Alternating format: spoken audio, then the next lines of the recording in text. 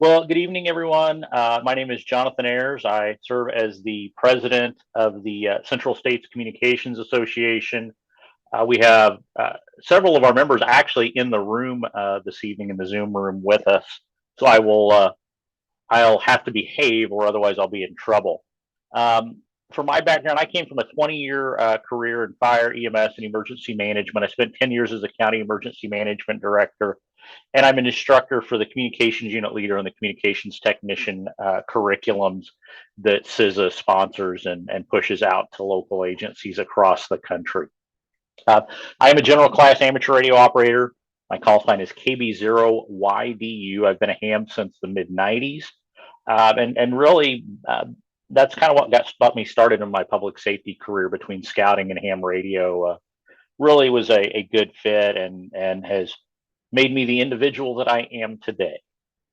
So what we're going to talk about is we're going to give you a little bit of background and history before we get to what was the Central States Red River Communications Boot Camp. We're going to talk about the history of what really started this group working together. And back in 2017, a couple of us had an idea that we wanted to prove that we had fixed a lot of the communications problems that had been identified during the 2011 Joplin tornado.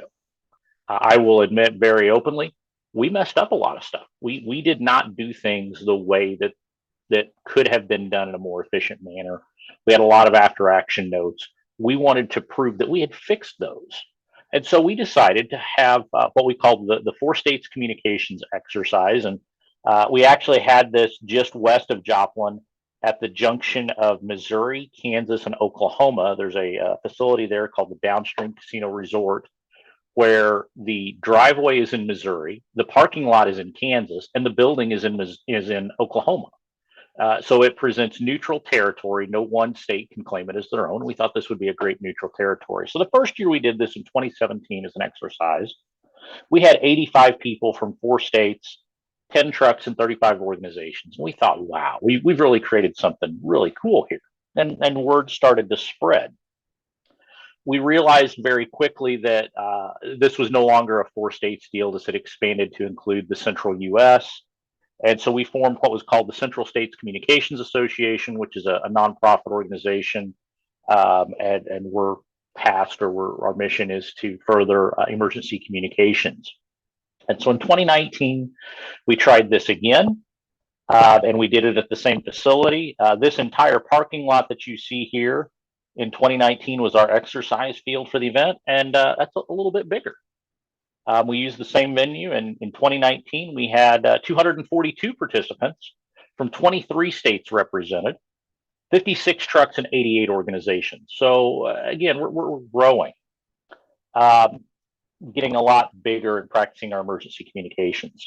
And in 2022, we normally try to do our exercise on odd numbered years, but COVID kind of threw everything for a loop. So in 2022, we did it again.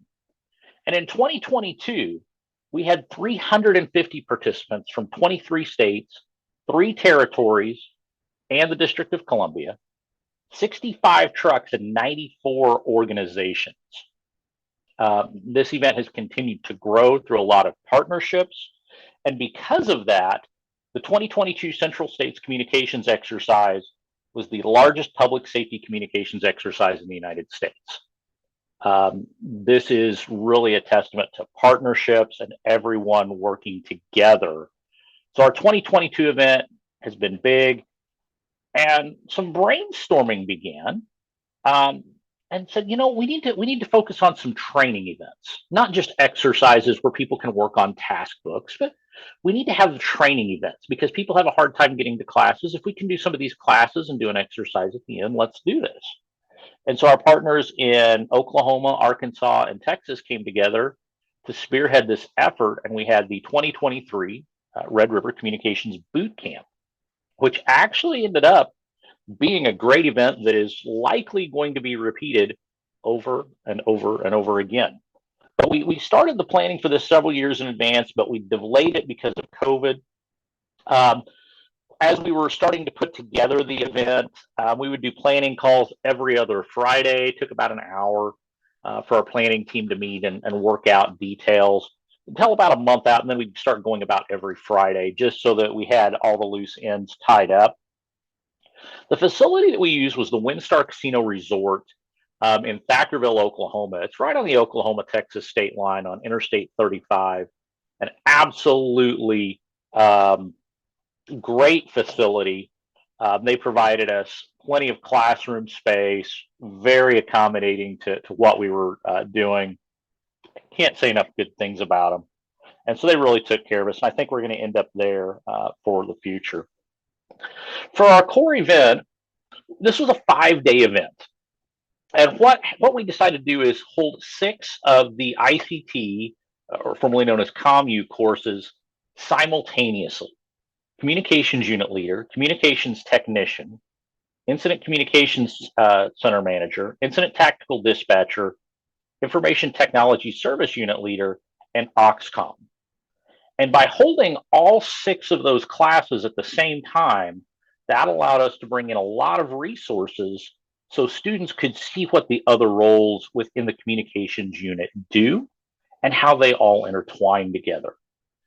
So we had 5 days of classes and then a 1-day exercise at the very end to kind of kickstart their credentialing process. When you go through these classes, you have a task book that you have to complete with assorted tasks. You can't complete them all in one incident. That's not feasible. But through the course of your career and multiple events, you can start working through that task book. So we wanted to give the students the opportunity to kind of kickstart their task book and get them rolling, get them energized, and show them what we can do. And when we had all the classes going, this ended up being a great way to do it. So this is the facilities that you'll see here. We had in the main area, I'm trying to get my bearings here. It's about in this area in the middle where the blue dice is about where our meeting rooms were, I think. And down here was the exercise field. So the day of the exercise, where you see these circles, that is where we had the trucks actually park and stage so we could have everybody spread out. And it worked pretty good. The facility, again, was very accommodating for us and worked very well. Our exercise, for many of you that have sat through the FEMA courses before, you know that we use Central City as a mock city for a lot of our exercises to not pick on any one city for resources or pick on any one part of the country.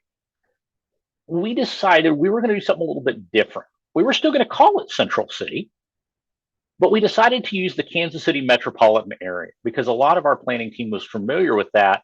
And we had a lot of special events that occur in the Kansas City metro that we already have plans, responses, and documented incidents for. So it made it very easy to turn this into a very large scale exercise. It gave the participants the ability to use commercial mapping tools such as Google Maps, Google Earth, to be able to plot where things were on maps. And it worked out pretty good. Tara Hammer served as our exercise director. She was on here a minute ago. I think she's still hiding somewhere. Okay, so Tara Hammer, this is a picture of her. She's our exercise director and went through and created a lot of our scenario for the exercise.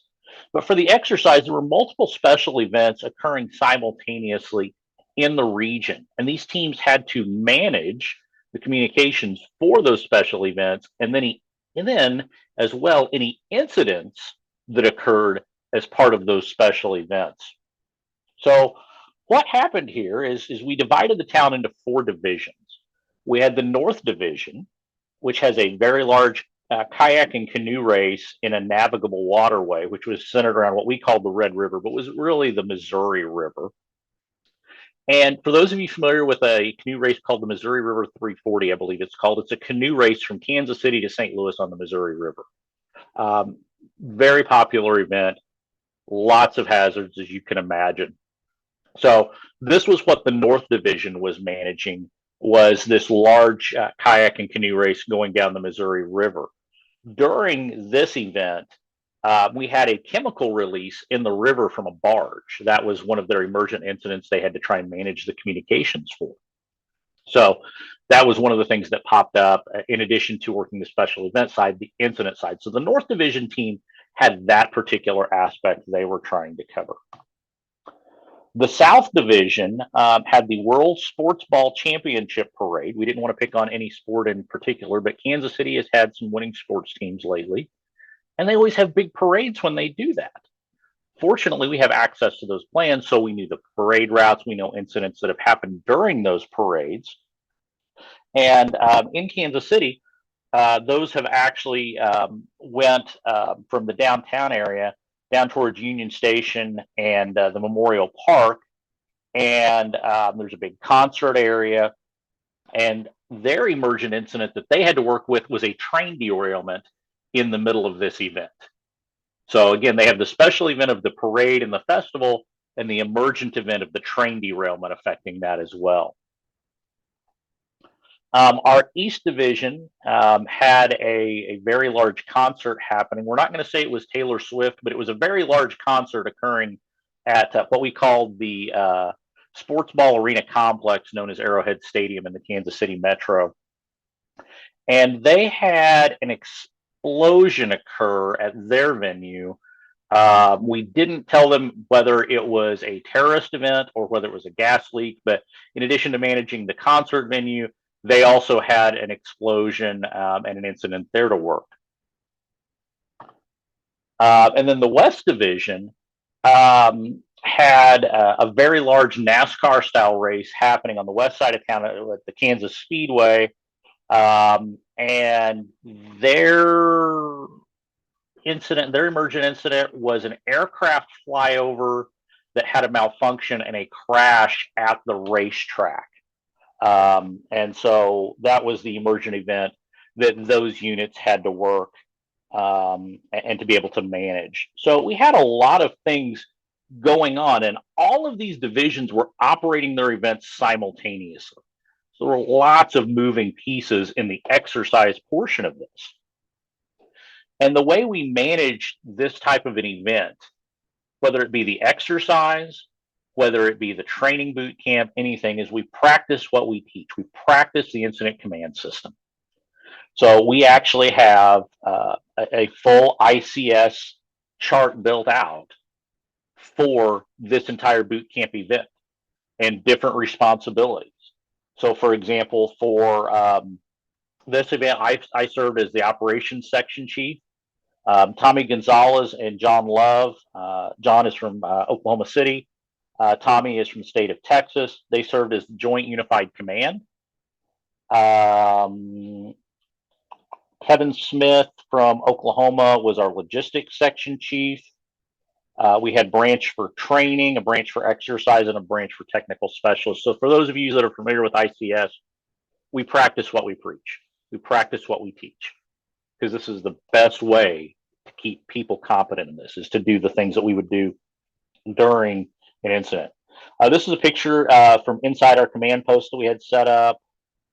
And I believe this was on day 3, day 4, or was actually, no, this was during the exercise, because I see JM in there. So I believe this was during the exercise day, during the exercise play before we sent everybody out in the field. Again, our command team, staff from across the country, came out for this event to help us. Numerous states, federal partners.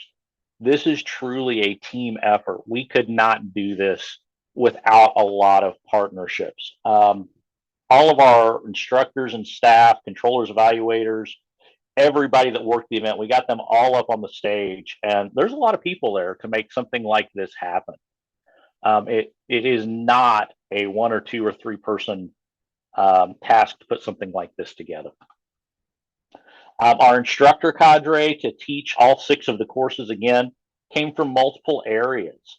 Texas, Oklahoma, Arkansas, Missouri were our core states that supplied state-sponsored instructors. And then we had some of our federal partners at CISA get us some additional instructors from other states to come in and assist as well, because we can't do it all on our own. Again, this is all about partnerships. So this is a picture during the instructor cadre briefing, where we were briefing all the instructors on some of the logistics of how the courses were going to go, course materials, and so on. So for the 2023 Red River Boot Camp, we had 180 participants from 17 states 10 response assets, trucks from various sizes from small to large, and 67 different organizations represented. We did not expect for this, and we don't want this to overshadow our exercise event that we do in the Joplin area. This is simply more of a training event. This is for getting your feet wet, getting through your initial courses.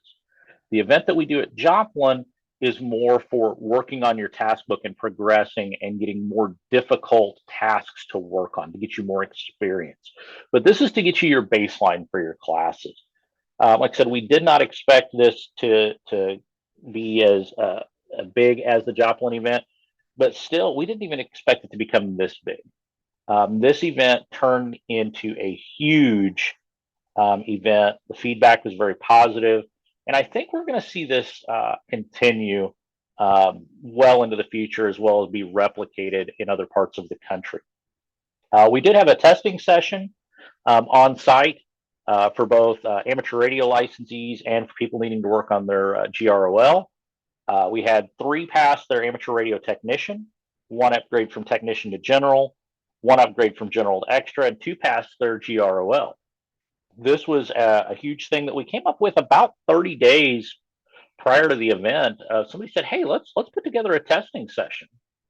I said, "Well, okay, if we've got the interest, let's do it." And I'm very thankful that we did. It ended up being a huge success and something that we're going to keep as part of the training boot camp in the future. I think we're going to try and keep that in there.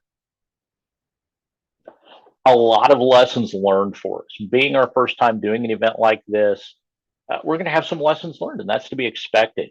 We needed additional staff, particularly on exercise day. We needed more controllers, evaluators, because our span of control was simply too great.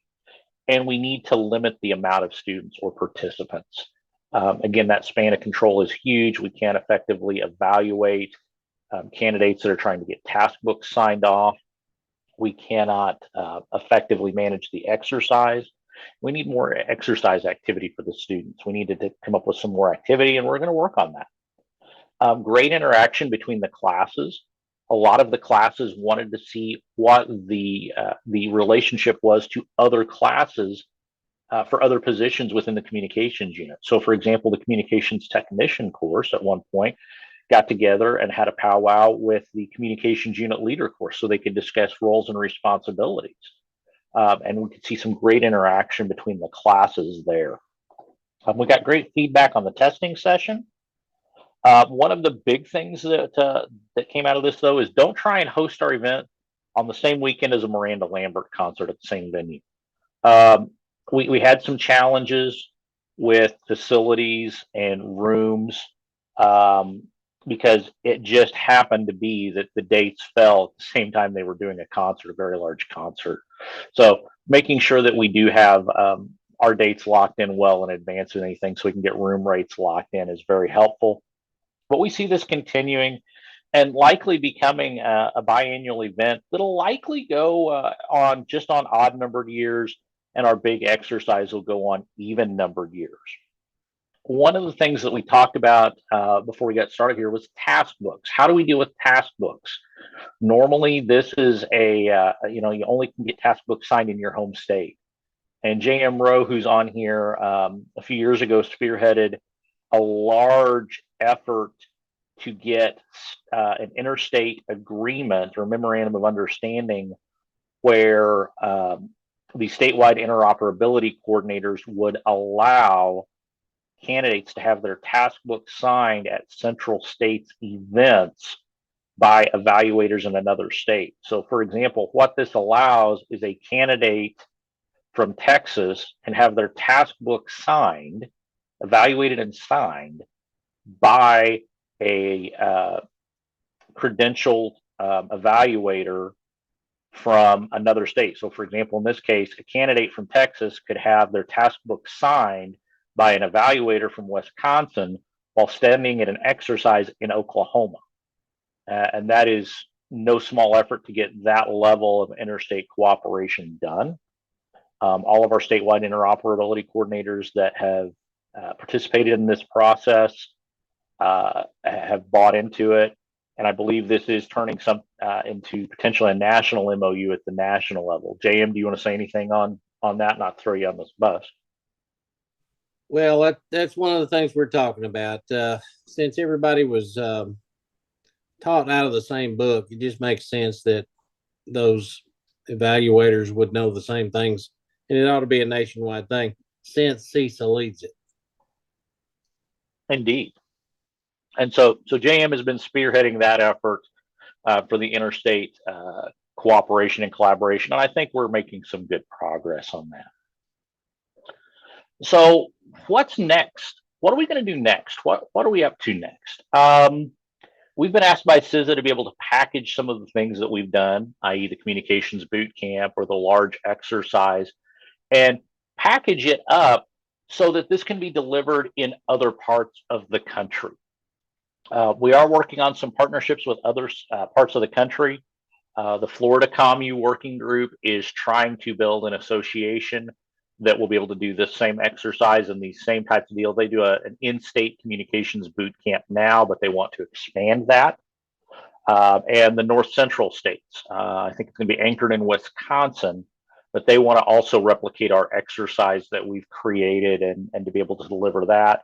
So we're going to have both Florida and our North Central states more heavily represented at our 2024 event because they're going to come in and shadow us for the 2024 event, see how things go, and then we'll potentially go assist them as they develop their events.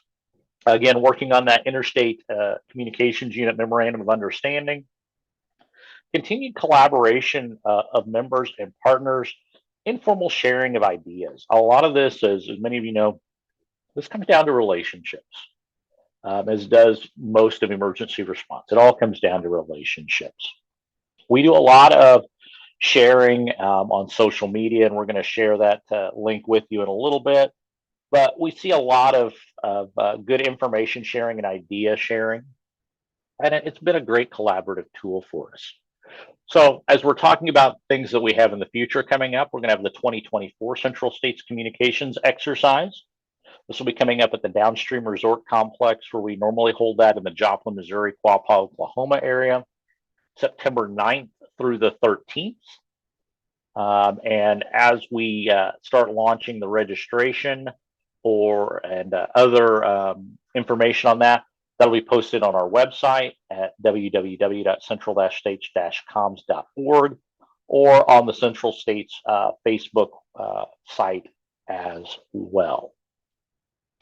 So that is kind of an overview of what we've done with the Central States Communications Boot Camp, and I'll open it up. If there's any questions or comments, feel free to throw your hand up and I'll call on you and we'll work through the list.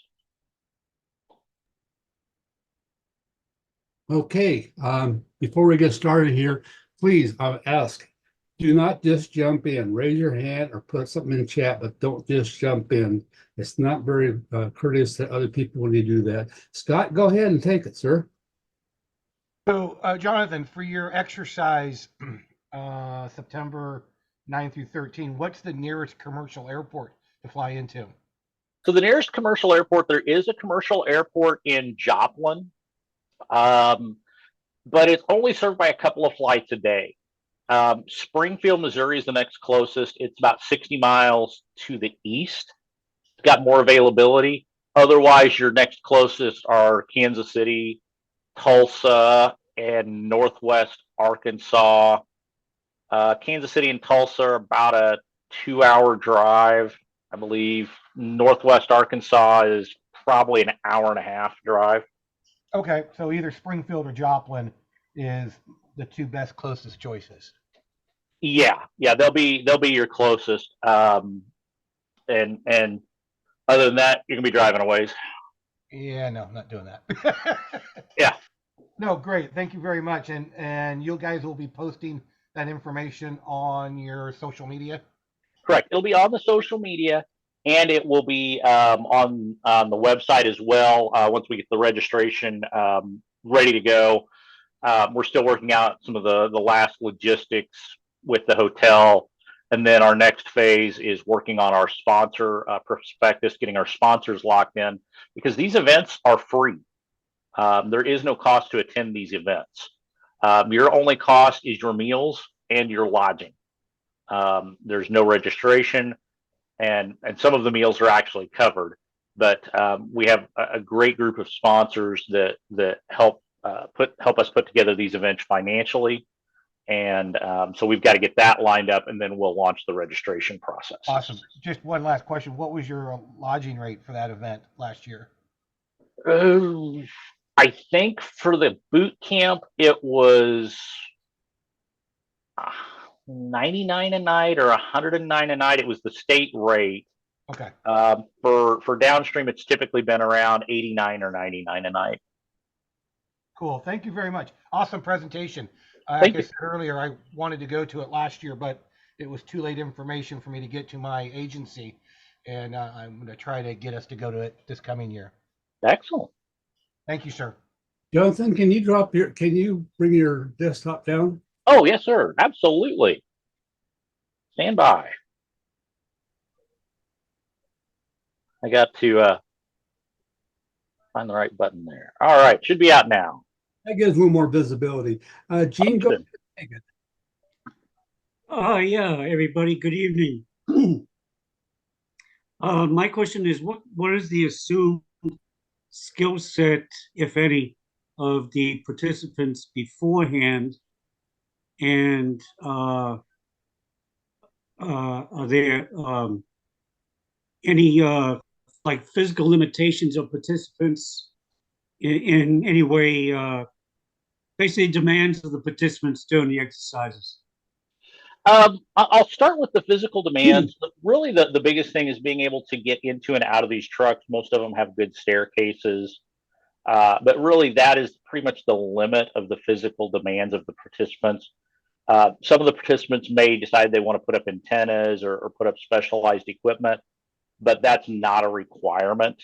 So the physical limitation is really a little bit of walking and getting into the trucks with the staircases they have. Really not too terribly difficult.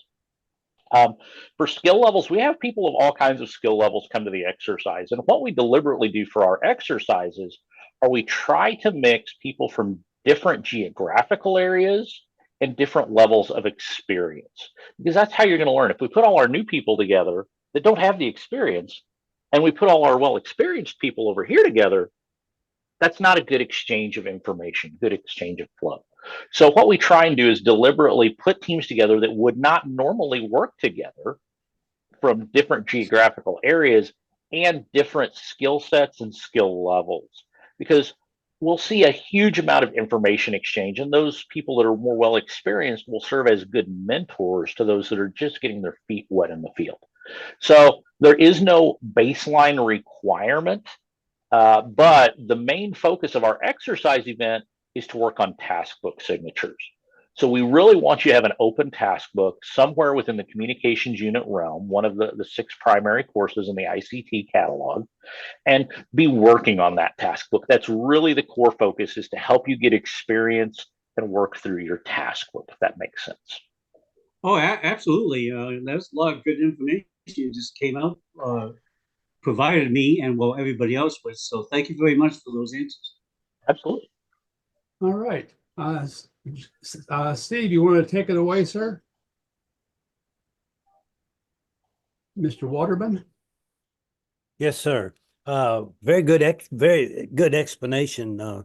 I had been watching JM disappear for a while, and now I understand where he went. On your exercises, did you provide? Are there AARs available for those? Yeah, we're still working on the AAR for the boot camp. As you can imagine, after that week of running very hard all week, we were all pretty exhausted. So it took us about 30 days to start getting all our feedback. You don't get any sleep when you're in a casino. Well, no, and sadly, I didn't even put $1 in a machine anywhere either, which is even worse. You're not with the federal government. There you go. So we're now recovering from that, and we're trying to get the task book or the after action reports put together for that. Once we do have that, there'll be an unrestricted version that will be shared and shareable on social media, and we'll have that posted up on our website as well. We do have some of the AARs from the, Terry, you're going to have to correct me. I think we've got one from the 2022 event that we haven't posted, but we probably need to get that up at some point too. Thank you. Okay, David, I'm going to slaughter your last name. Eberle. Can you come on and you have a comment? I do, and don't worry about the last name. I understand. And for JM, Tara, and can you hear me okay? Yeah, you're good. Okay. And John, massive props, massive kudos for the exercise as well as the boot camp. I did both from the 2022 and the one over at Thackerville. If you ever done, get a chance to go out and do one of these, it's awesome. It makes even some of the federal exercises that I was participating and working on, it goes to shame. They actually know how to do stuff and actually do really, really well from exercise standpoint. So very much kudos. Thank you, sir. As well as I know this is a radio side, but I'm going to throw my hat in from the data standpoint and trying to merge both of them together and understanding, from a COMU standpoint, yeah, it's radio, but the data side, it's, I won't say just as important, but just as easily missed, if that makes sense. Indeed. And what we've done is really tried to take feedback from local, state, and federal partners, all three, to create real world, plausible injects for both the exercise at the primary exercise and the exercise at the boot camp of real world scenarios and of things that have really come up. And some of them aren't things that are in the task book, but they are real world events that have occurred or real world injects that have occurred. So we try and keep it as realistic as possible. I mean, I've had one, folks, and that's what I was asking you earlier on Facebook, and working on from a federal standpoint, we had an exercise where we had people trying to transport 60 miles to 100 miles from a central site. And I'm like, that's not realistic. And that's what I'm getting at is, you're getting in from a realistic standpoint. You can actually go out and see the stuff on the ground and et cetera, et cetera. So yeah, if you have a chance, these folks have done a awesome job. Major kudos, guys. Major kudos. Thank you. Thank you, sir. Okay, at this time, I'd like to ask if you have a camera, be sure to turn it on when you come on. It helps everybody to have that video there. Is there anybody else?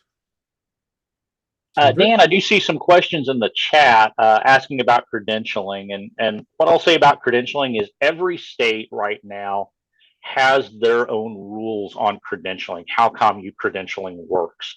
So you really have to talk to your statewide interoperability coordinator to find out what the rules are for your state. Some states say you can do it all in one event. Some states say you have to have spread across 3 events, but one of them has to be an emergent incident. Some states do not require you to do any type of renewal or refresh. Some states have it built in where every 3 to 5 years you have to show continuing competency. You don't have to redo the whole task book, but you have to show some type of continuing competency. So every state is a little bit different, but you just have to talk to your statewide interoperability coordinator. Most states do have credentialing in place now. Missouri was one of the last states, and we actually have ours, I think, pretty much locked in now, I believe, I hope. But every state runs theirs a little bit different. And that's one of the other things that we're working on is reciprocity between the states. Like JM said, we're all taught out of the same book. It's the federal curriculum. We're all using the same task book to prove competency. Why should me, as a communications unit leader in Missouri, not be able to respond to an event or an incident to assist Oklahoma? So, and be viewed at the same level. So we're working on those types of reciprocity. Go ahead, JM. I see you coming up.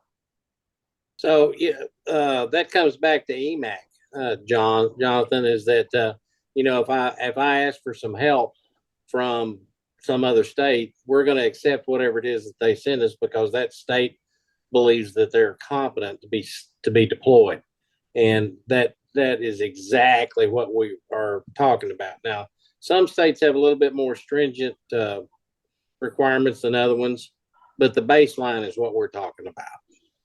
Back to you. Yeah. So hopefully that addresses the question on credentialing. Okay, we got a hand up here with Fred. Go ahead, Fred.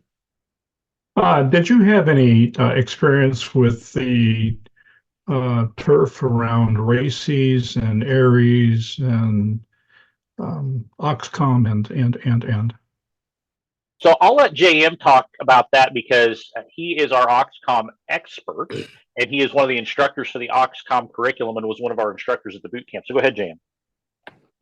So we eliminated turf. I don't remember who it was that asked the question. I apologize. I'd like to address it directly. The idea was that all those different entities make up Oxcom, and so it's like your cousins coming to visit, and when it's time for a football game, we all are on the same ball game.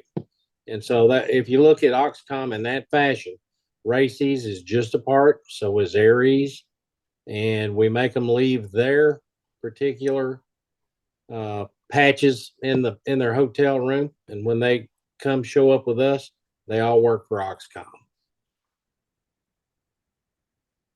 Does that make sense? Thank you. I think we've seen great success with that of let's put some of that off to the side and work towards that common goal under one platform. And I think we've seen great success with that so far across the country. That's the only way it can work. Indeed. Okay, how are we doing in questions in chat?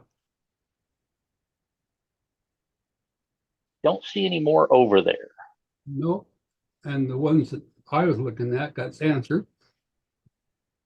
This presentation is really good. Thank you, guys.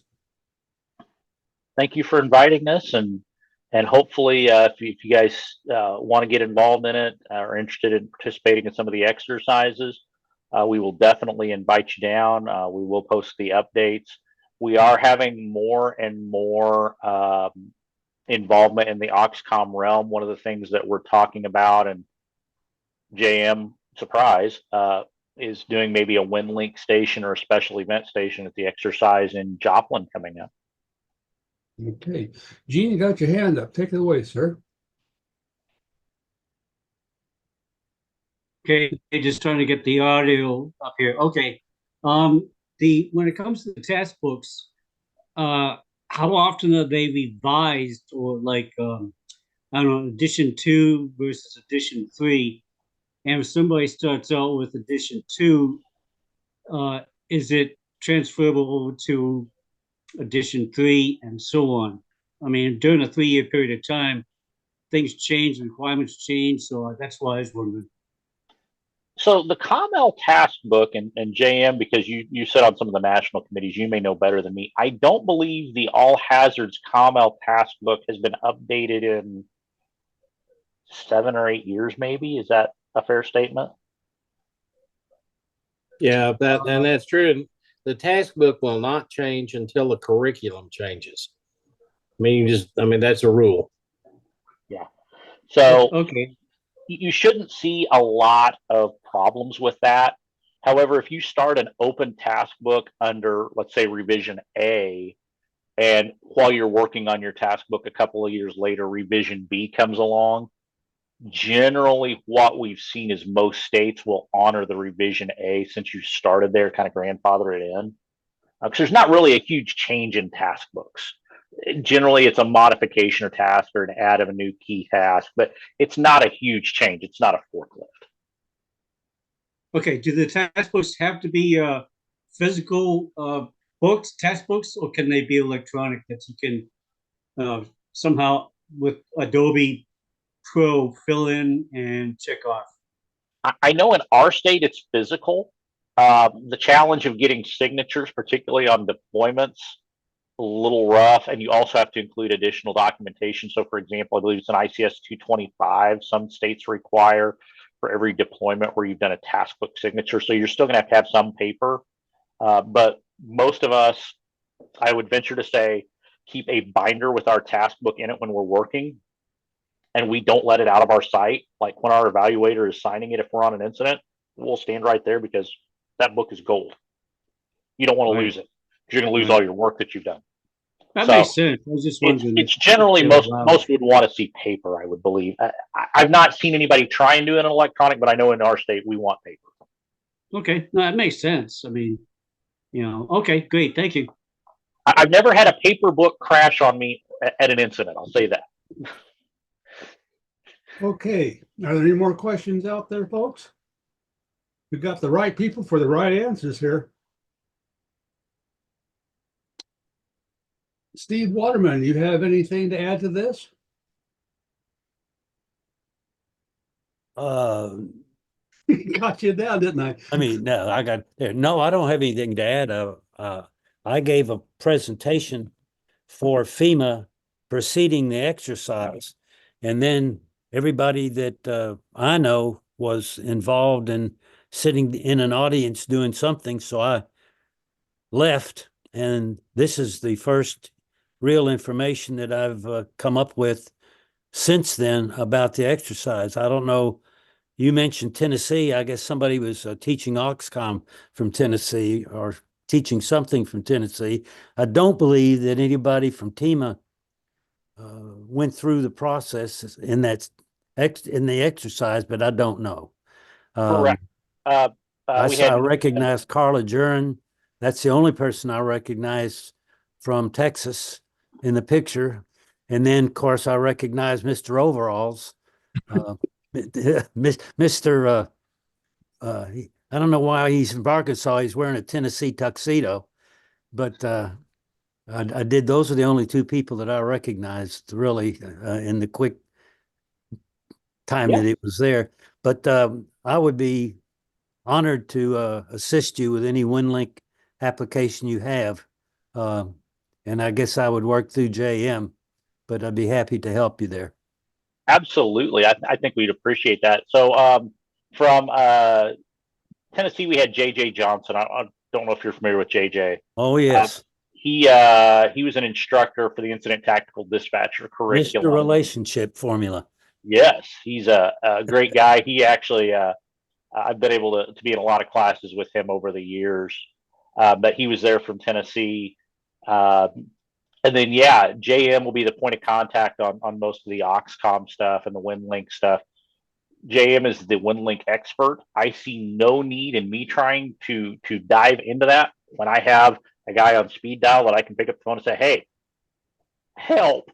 So, unless your speed dial isn't working in an emergency, then I got a problem. Okay. Well, thank you.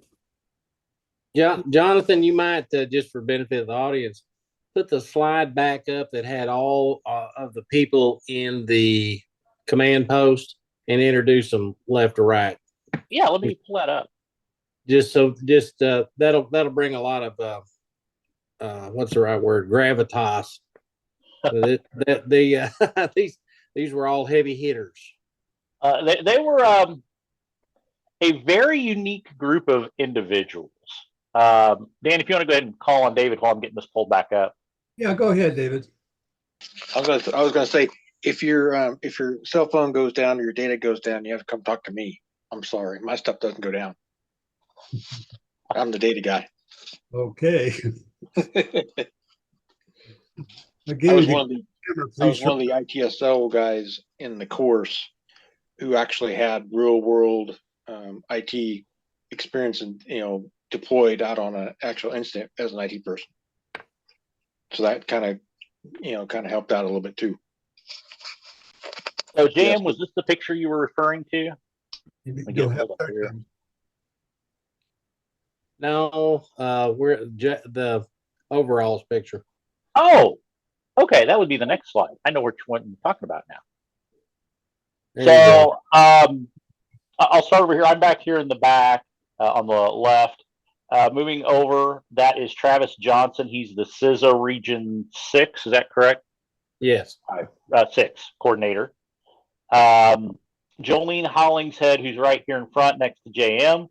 She coordinates all of the training courses for the central U.S. Is that correct? She only handles the central now, central sector.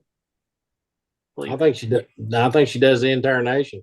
She may be. So she coordinates all of the COMU classes for CISA all over. She's from California. She is a retired colonel from the Marine Corps, and we have learned do not make Jolene mad. She also decided within 48 hours in advance of the testing session that she was going to test for her amateur radio license, and she passed with a 48-hour cram session. So extremely knowledgeable. Between JM and Jolene here is Carla Jurens, who's the Texas Statewide Interoperability Coordinator. Back over here behind JM is John Love from Oklahoma City Urban Search and Rescue. Back behind him is Eric Gildersleeve. Eric Gildersleeve from Denton County, Texas. Isn't his nickname Shorty? It is. He makes everybody feel short. Up here is Dr. Christine from CISA. She is a communications expert. She's based out of Colorado. Up front here, we have Tara Hammer from Missouri, who's our exercise director and our exercise planner. In the middle, Amber Mangum from Oklahoma. Behind Tara, we have Tommy Gonzalez from the great state of Texas.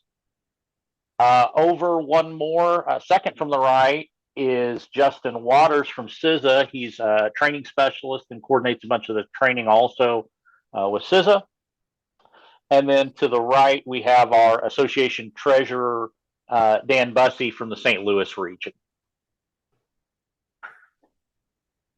So this was just a core sampling of our command staff that put together this event. And again, it's a great group that truly looks beyond their own local jurisdictions to what is the need for the entire community. There's with this group, I'm proud to say there's never been any turf wars. As it should be. I love Indeed. it. Okay, I don't. How we did in chat? I don't see hands up. Oh, and actually, one of the people that's in that picture just commented. Jolene is FEMA regions 3 through 7, so she is basically the central U.S. Holy cow, she's a busy gal. Jolene, you got anything to add to this? Oh, and that was actually one of the other feds that had made that comment in chat. Oh, okay. Gene's got his hand up again. Go ahead there, Gene. Yeah, one more time, folks. When it comes to the task books, again, going back to the task books, what happens once the entire task book for that level, let's say COMT, has been filled out, signed off, checked off, blessed off, however you want to call it, what happens next? So every state has a little bit of a different process of how this works. I'll give you a general overview, but again, just knowing that each state's a little bit different. But generally that will get submitted once your task book is signed off and everything's completed to your statewide interoperability coordinator. And they have a vetting and review process where they'll go through and look, have you completed all your required ICS classes? Have you fulfilled the requirements that our state has? For example, in our state, you have to do your task book across 3 incidents, one of which has to be an emergent incident, not a pre-planned incident. And they will look and make sure that the people that signed that task book are actually knowledgeable and allowed to sign that task book. So that's where it really starts at. And then they'll make the decision, or a committee will make that decision. Again, each state's a little bit different, of whether to grant you that credential or suggest that you go back and redo a certain portion. You know, something may not be in line as the way it needs to be. But at that point, then they'll issue your credential, and they'll also say, okay, now this is, if there's any type of renewal or recertification, what the process is for that. But generally, those processes are each overseen by each state's statewide interoperability coordinator. All right, thank you very much. Okay. Okay, I'm gonna open this up for any open comments. Anybody want to say anything, do anything, a little dance, whatever? No, not you, JM, please. Okay, I don't hear anything. This has really been, okay, Dan, over in California, Dan, go ahead. Yeah, I just want to say that it's genuinely awesome that you got 21 or 22 or 23 or however many 20 states to agree to this. I think that's going to have just humongous payback over the next half decade or so. And there's one thing I would take exception with, Johnathan, in an otherwise absolutely golden presentation, is you said there's a little bit of difference between the states. And yeah, some of us in California would pray that that would be the case. And they're sensitive to what's happening in the rest of the world, but Cal OES is Cal OES when it's not being Cal Fire. Fair enough. And I'm blown away with what the accomplishment is in such a short time. Short 3 years, 4 years, you got 20 some states marching in the same direction. That's a real thing. And it really, again, is about partnerships. It's not any one state trying to set the battle rhythm, so to speak. It's about what can we do to make sure that we all have resources when we need it. For example, in my area, we're in the New Madrid seismic zone. Personally, I hope to be long retired in worm food before that ever kicks off. But if I'm not, I need to make sure that we have people that are going to be able to come to assist us, and vice versa. I've been called and deployed out to very many events. I've been sent to Texas on a Type 1 deployment. I've been to Long Island, New York for Hurricane Sandy to do communications. I need to be trained to the same level as well. And when I go to deploy to these areas, it's good to have relationships with people from those areas. So I've developed some relationships with people across the country. And so, for example, when I was deployed to the El Paso area, I already knew the people in that area, and I could send a quick message. Hey, I'm going to be playing in your sandbox. Anything I need to know about, anything I need to be worried about down there. And so having that type of contact database and the relationships with people is huge. And knowing that we're trained to the same level is huge as well. Yeah, one further point is, how do I say it? It's almost hubris to think that states are going to insist on their own standards. And eventually, for this kind of thing, I think it's got to become nationwide and bought into by everybody. You have the what do they call them? The rescue teams that are dispatched on 24-hour notice that show up fully equipped with everything to do search and rescue and earthquake environments and things like that. So the kind of cooperation and collaboration that you just described, I think, is going to be the secret sauce that makes it all work in the future. Indeed. And I think we're coming back to that. We're coming back around to that. Initially, whenever this credentialing concept came out, the federal government decided they wanted to take a hands-off approach and let the states manage it. And understandably so, because this is a big piece of management to bite off, and there can be potentially some conflicts. So I think we're now making that full circle, coming back around to, well, that was a good idea at the time. We're now needing to look at a national standard, so we're all on that same piece of paper. And I think we're getting back to that.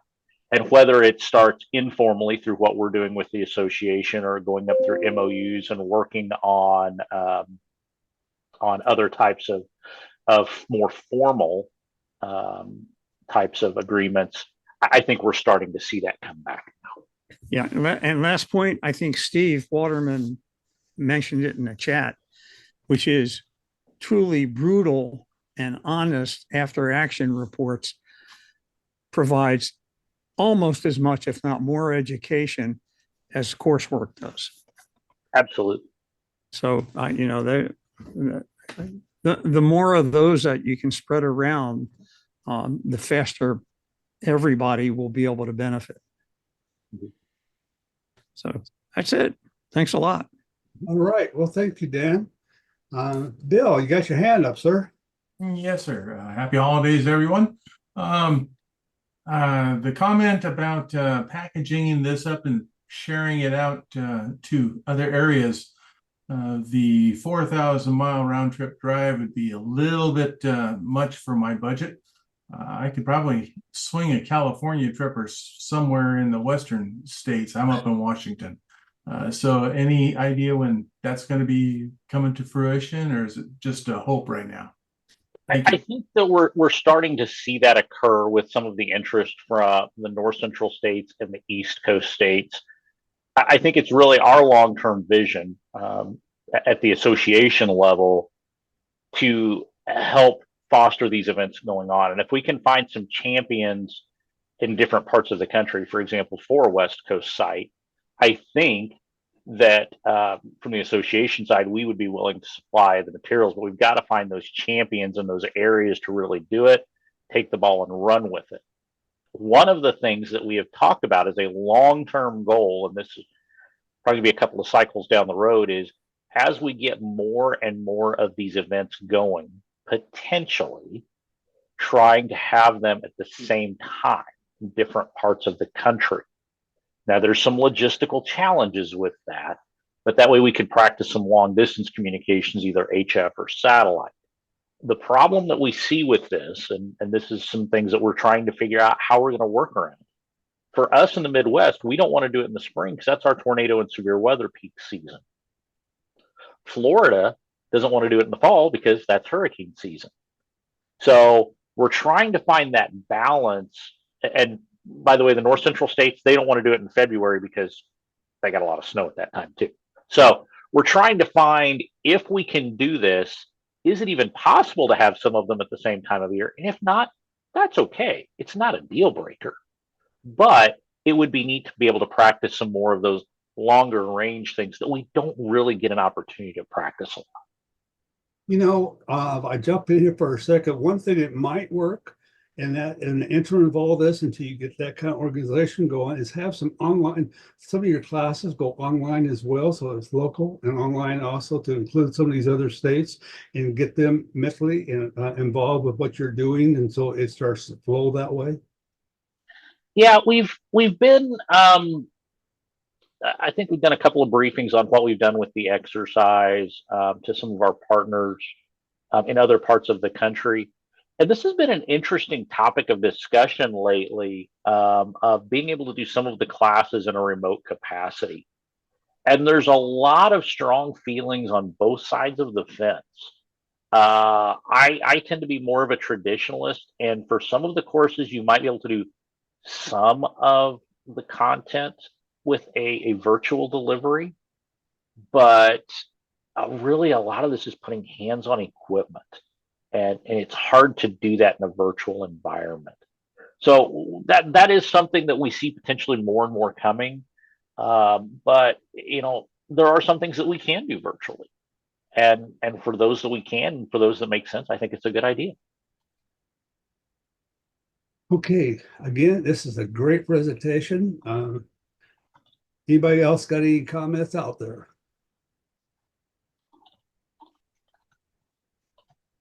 Quiet, cricket. Okay, it's right at the hour. I think that we'll open up one more time for comments, suggestions, ideas. Anybody want to say anything? Thank you very much for sharing all this with us. It's interesting and very, very informative. We really appreciate you being here, taking your time tonight. Thank you. Thank you, guys. Appreciate it.